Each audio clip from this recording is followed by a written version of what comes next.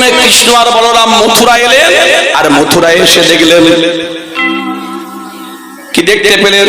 ওই যে সূর্পনখাসে হয়েছে কুবজা কুঁজি, পিঠের চালে এত বড় একটা কুঁজ।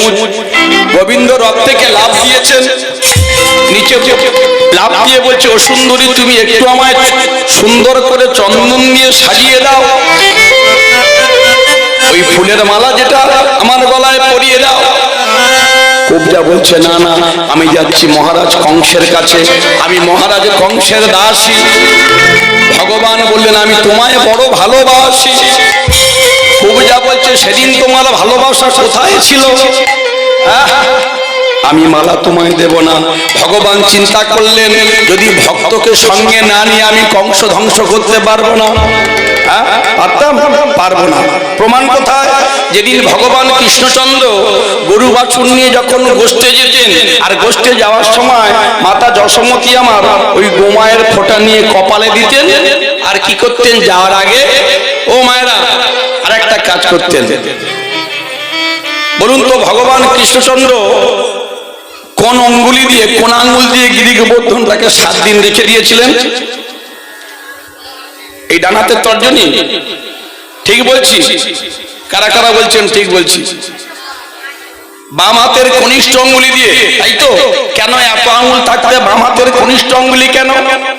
এইখানে তার প্রমাণ যে ভক্ত একা স্বয়ং সম্পূর্ণ নয়, ভগবান একা স্বয়ং সম্পূর্ণ নয়। কি করতেন? যশোমতী মা ওই সমস্ত, যাতে করে অশুভ শক্তি আমার ছেলে গোপালকে না গ্রাস করতে পারে, সেই জন্য মা বাৎসল্য প্রেমে নিজের ভক্তি দিয়ে গোবিন্দের আঙুলটা কামড় দিতেন। নিতাই গৌর হরি হরি বল। এইবার গোবিন্দ বলছে, ও সুন্দরী, তুমি আমার এক কাজ করো, ফুলের মালা পরিয়ে দাও। আর কুবজা বলছে, বারবার কেন বলছো সুন্দরী? আমি একটা কালো কুৎসিত মেয়ে, আমার পিঠের চালে রয়েছে এত বড় একটা কুঁচ, আমি কি সুন্দরী? ভগবান গোবিন্দর বিলম্ব না করে পদ্ম হস্ত দিয়ে যেই নাকি চিবুকটাকে উঁচু করেছেন, আর সঙ্গে সঙ্গে কুবজা কুজির কুঁজ উদাউ হয়ে গিয়ে অপরূপা সুন্দরী হয়ে গেছেন। হরি হরি বল। দাও দাও, পরিয়ে দাও। বললো, ভক্ত যেদিন তোমার জন্য মালা গেঁথে অনেক কেঁদেছিল, সেদিন তুমি মালা পরনি। আজকে একবার ভক্তের কাছে কেঁদে দেখো, ভক্তকে কাঁদাতে তোমার নাকি বড় ভালো লাগে। অন্তর্যামী ভগবান গোবিন্দ আমার দেরি করলেন না, বললো, আমি তো সেই প্রায়শ্চিত্ত করতে এসেছি। সঙ্গে সঙ্গে ডালা থেকে ফুলের মালা তুলে কি করলেন? এবার ভক্তের গলায় পরায়ে দিল। নিতাই গৌর হরি হরি বল। পরায়ে দিল ভক্তের গলায় পরায়ে দিল। ভগবানে কৃপা পেল, ভক্তের গলায় পরায়ে দিল। এবারে সর্বশক্তিমান হলো,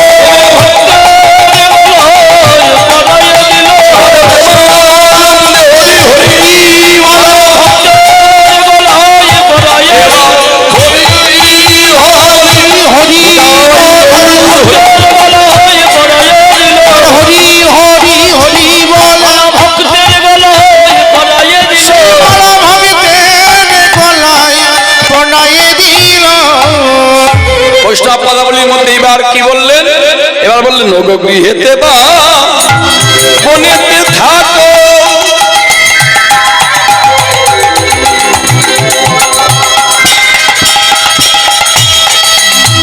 দিনে একবার হা গৌরাঙ্গ, একবার বললে হবে, বলিয়া ডাকো হরি হরি বল। বনেতে বা গৃহে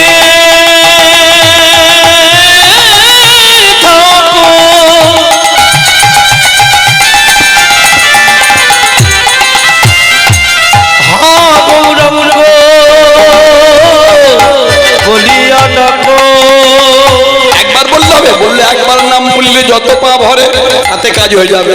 দাসে নরোত্তম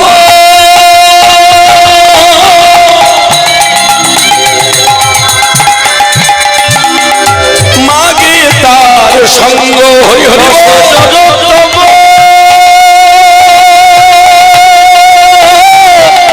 দাস ভাগে সর্ব এটা নরোত্তম মাগে তার সঙ্গ নরোত্তম দাসে মাঘে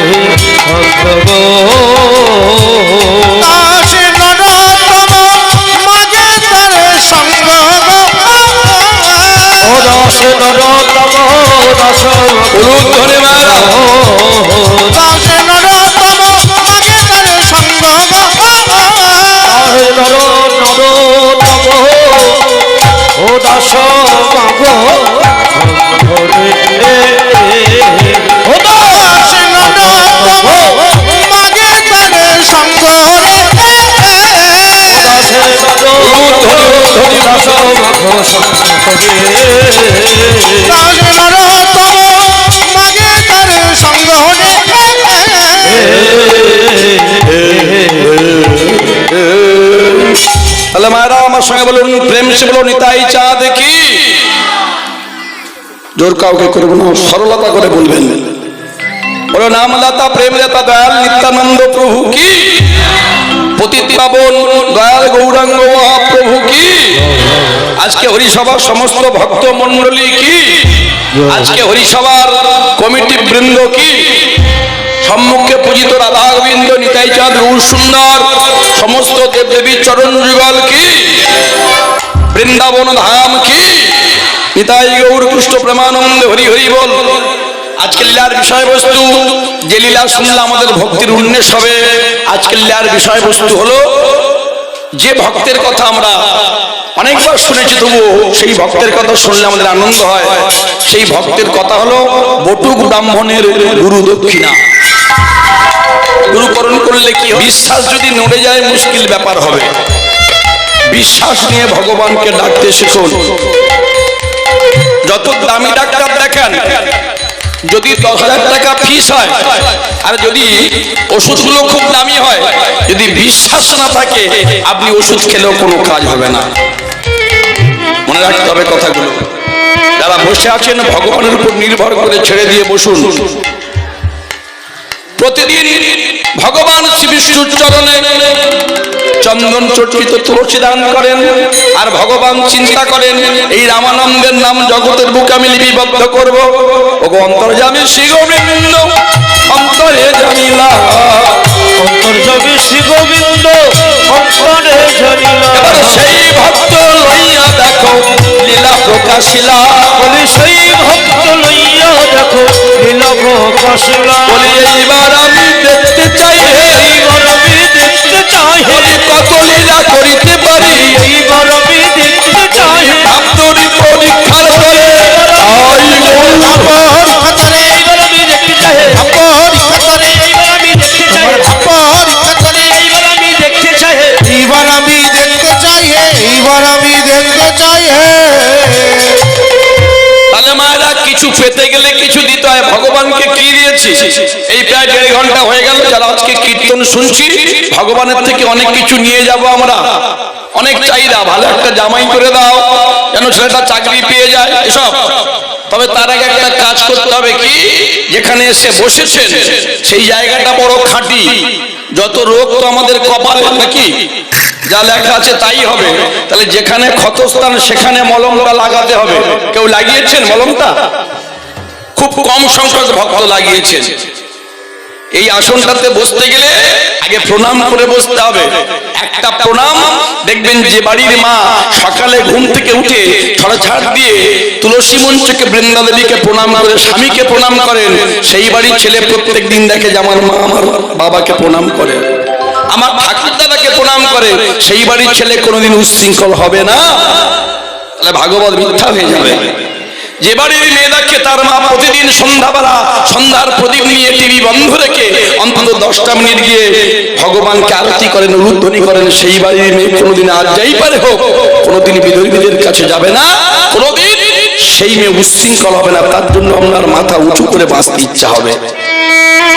মায়ের শিক্ষা আগে হলে শিশু শিখে মায়ের কোলে যদি ভালো হয় জল ভালো হবে, আর গাছের গোড়া যদি ভালো হয় ফল ভালো হবে। বল হিরণ্যকশিপুর দুরাচারী, কিন্তু তার এমন একটা সন্তান জন্ম দিল, তার স্ত্রীর নাম হচ্ছে কয়াধু। বাবা তো কৃষ্ণকে দেখতে পারে না, বৈষ্ণব বিদ্বেষী, কিন্তু তার গর্ভে একটা সন্তান হলো। কি নাম? বললো ভক্তশ্রেষ্ঠ প্রহ্লাদ মহারাজ কি। তাহলে মায়েদের ভূমিকা কতখানি বুঝতে পারছেন?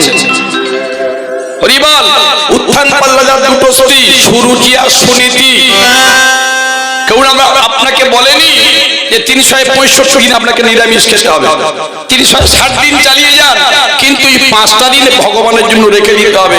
ওই একাদশী, ওই বৃহস্পতিবার, ওই অমাবস্যা, পূর্ণিমা, চতুর্দশী।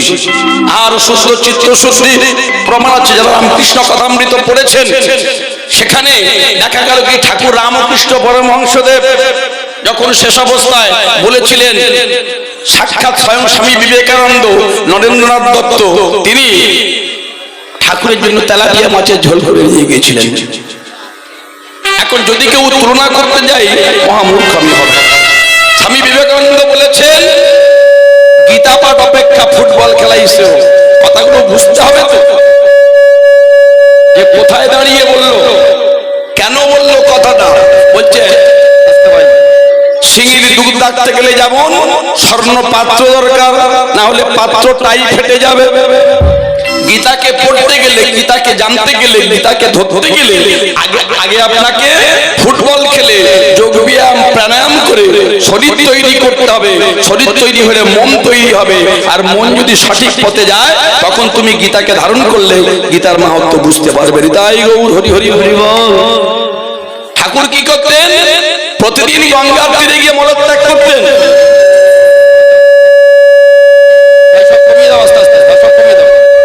ডিস্টার্ব হচ্ছে। ও মায়েরা, এটা কমাও না, এটা বাদ দিয়ে সব কমিয়ে দাও। হরে কৃষ্ণ মায়েরা, এটা একটু বাড়াও। জয় রাধে। ও মায়েরা, তাহলে ঠাকুর যে বললাম, এক্ষুনি জানতে পারলাম তিনি তেলাপিয়া মাছের ঝোল খেয়েছেন, খেতেন। ভক্তিটা কি ছিল? ভক্তিটা কোথায় ছিল মায়েরা? প্রতিদিন গঙ্গার থেকে গিয়ে মলত্যাগ করতেন। হঠাৎ একদিন মলত্যাগ করছেন, আর গঙ্গা দিয়ে, গঙ্গার স্রোতের সঙ্গে একটা কচি শশা ভেসে যাচ্ছে। ছুটে গিয়ে কচি শশাটা হাতে করে নিয়ে গঙ্গার জল দিয়ে ভালো করে ধৌত করেছে। ভালো করে জল দিয়ে ধৌত করে আর ছুটতে ছুটতে মন্দিরে গেছে।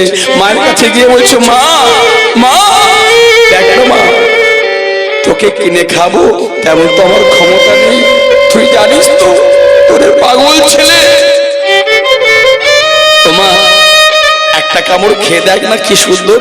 ও তুই খাবি না বলছিস, আমি খাবো, দে আমাকে দে, আমাকে দে। ঠাকুর নিজে এক কামড় খেয়ে মাকে দিয়েছে। জগৎ জননী মা ব্রহ্মময়ী, তিনি কি আর থাকতে পারেন? প্রস্তরময় বিগ্রহ ভেদ করে চিন্ময়ী হয়ে রামকৃষ্ণ ঠাকুরের সামনে এসে দাঁড়িয়েছেন। দে, আমার বদলে তুই দে। বলুন তো ভক্তমন্ডলী, মায়েরা যারা বসে আছেন, যারা প্রকৃত মা সন্তানকে ভালোবাসেন বাৎসল্য প্রেমে, কোন সন্তানের হাতে আপনি খাদ্য বস্তু দিয়েছেন, আর সেই সন্তানটা মলত্যাগ করতে গেছে, ছোট্ট ছেলেটা যদি বলে, ও মা তুমি আমার হাতের খাবারটা ধরো না, কোন মা কি তখন ভাবে যে তার সন্তানটা এখন অপবিত্র? কোন মা কি ভাবে যে তার সন্তান এখন অশুচি? জগতের প্রত্যেকটা মা, যত কাজ থাক, যত ভালো দামি শাড়ি পরে থাক, যত ভালো গহনা থাক, ধুলো বালি মেখে ছেলে যদি ছুটতে ছুটতে এসে বলে, মা তুমি আমায় কোলে নাও, সঙ্গে সঙ্গে সেই মা কোলে তুলে নেয়। মা কি তখন সন্তানের গায়ে কাদামাটি লেগে আছে এই বিচার করে? ব্যাঙাচি দেখেছেন? ব্যাঙাচি যখন ধীরে ধীরে ব্যাঙে পরিণত হয়, আস্তে আস্তে তার লেজটা চলে যায়।